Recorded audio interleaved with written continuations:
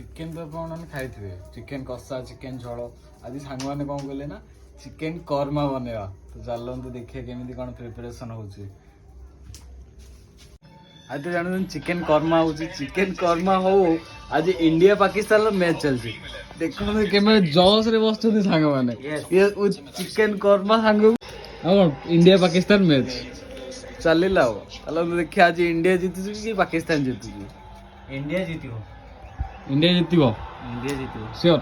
नहीं नहीं କେତେ ଟଙ୍କା ଲଗେଇବ? पाकिस्तान पाकिस्तान ପାକିସ୍ତାନ। 500 ଟଙ୍କା ଲଗେଇବି। କଣ ପାକିସ୍ତାନ ଆସୁଛ କି? नहीं नहीं पाकिस्तान को भलो लगे ଭଲ ଲାଗେ କାହାକୁ ଭଲ ଲାଗେ? बॉबजी बाबर आजम ଓ ମାଇ ଗଡ, ମାନେ ବବଜିର ଫ୍ୟାନ୍ ତମେ? तार कवर ड्राइव बहुत अच्छा लगता है। ଆକ୍ଚୁଆଲି ମୋର କ୍ରିକେଟ ଉପରେ କିଛି ନଲେଜ ନାହିଁ। ଆଜି ଜାଣିଥିବେ ଚିକେନ କର୍ମା ହଉଛି, ବାକି ମତେ ଟିକେ କମ ରୋଷେଇ ଆସେ। ଚିକେନ କର୍ମାଟା ନୁହେଁ ଜାଣି, ଚିକେନ ଝୋଳ ହେଇଥିଲେ ବା କରିପାରିଥାନ୍ତି। ଏଠି ହଉଛି ଆମେ 2 ଜଣ ହଉଛି ରୋଷେଇ ଅଛନ୍ତି, ଜଣେ ସାଙ୍ଗଟେ ଅଛି, ସିଏ ମୁଁ କିନା ମିଶିକିନା କରୁଛୁ ଚିକେନ କର୍ମା। ଏବେ ତ ଚାଲିଛି, ପିଆଜ ପଡ଼ିଛି, ତାପରେ ଆଗକୁ ଦେଖିବା କଣ କଣ ପଡ଼ୁଛି ଦେଖିବେ ଆପଣ। ଯଦି ଭଲ ଲାଗିଲେ ଘରେ ବନେଇକିନା ଖାଇବେ। ଇଏ ହେଉଛି ଆମ ଫ୍ରେଣ୍ଡ ସର୍କଲ ଭିତରୁ ମାନେ ଭଲ ଯେତିକି ରୋଷେଇ କରନ୍ତି ଇଏ ହେଉଛି ସମୀର ଦାସ।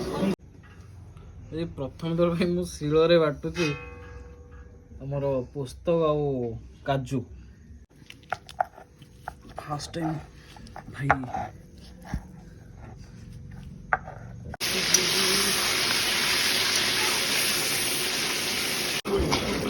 ଚିକେନ ଚାଲୁଛି, ପିଆଜ ବିରିସ୍ତା କି ପିଆଜ ବିରିସ୍ତା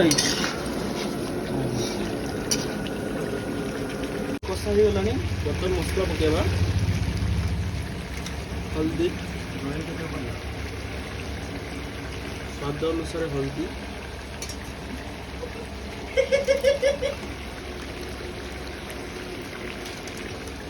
ଧନିଆ ଗୁଣ୍ଡ,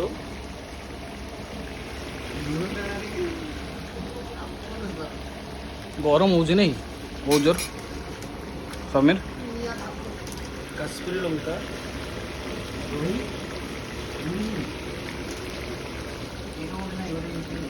ରାଗ ପାଇଁ ଲଙ୍କା, କଲର ପାଇଁ ଗୋଟେ, ରାଗ ପାଇଁ ଗୋଟେ ନାଇଁ।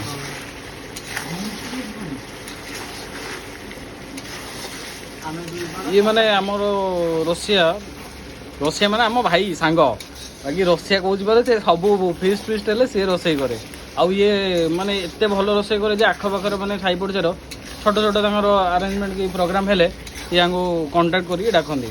ଯଦି ଆପଣମାନଙ୍କର ଯଦି କ'ଣ ଭୋଜି ହେଉଛି, ଘରେ ଛୋଟ ଆରେଞ୍ଜମେଣ୍ଟ ହେଉଛି, ଭଲ ଯଦି ଟେଷ୍ଟି ଖାଇବା ଚାହୁଁଛନ୍ତି ତାହେଲେ କଣ୍ଟାକ୍ଟ କରିବେ ସମୀର ଦାସ। ଘର ହେଉଛି ୟାର ଚଟାଣ ପାଖରେ ଦୋକାନ ଅଛି, ଗୋଟେ ଗ୍ରୋସରୀ ଦୋକାନ। ସେଇଠି ବସିଥିବେ, ପେଟଟା ଦେଖିଥିବେ ବାହାର କରୁଛି, ଜାଣିପାରିବେ ପେଟ ବାହାରୁଛି ମାନେ ସିଏ ହେଉଛି ସମୀର। କ'ଣ କହିଲ ଭାଇ?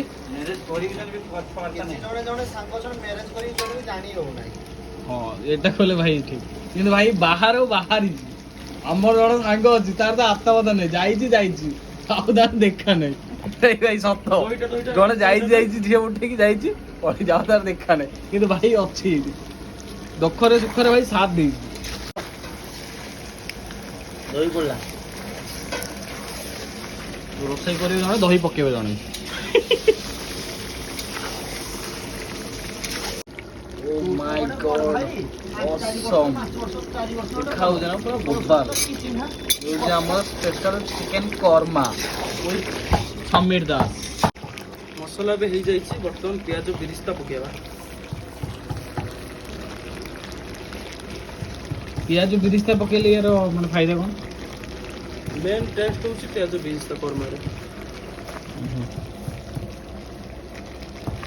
प्याज रिलिस्ता हो जदे ताको पड़बो